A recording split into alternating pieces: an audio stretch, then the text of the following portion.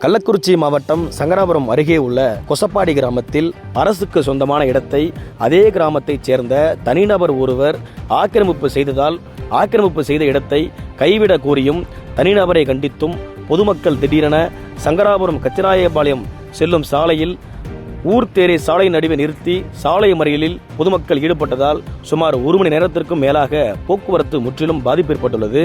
தகவலறிந்து சம்பவ இடத்திற்கு விரைந்து வந்த சங்கராபுரம் காவல் ஆய்வாளர் விநாயகமுருகன் தலைமையிலான போலீசார் மற்றும் சங்கராபுரம் வருவாய் வட்டாட்சியர் வைரக்கண்ணன் சாலை மறியலில் ஈடுபட்ட பொதுமக்களிடம் பேச்சுவார்த்தையில் ஈடுபட்டனர். பேச்சுவார்த்தையில் கோரிக்கை நிறைவேற்றி தரப்படும் என பொதுமக்களிடம் உறுதியளித்ததன் பேரில் அங்கிருந்து கலந்து சென்றனர். இந்த சாலை மறியல் வாகனங்கள் நீண்ட தூரம் அணிவகுத்து நின்றதால் போக்குவரத்து முற்றிலும் பாதிக்கப்பட்டுள்ளது என்பது குறிப்பிடத்தக்கதாகும்.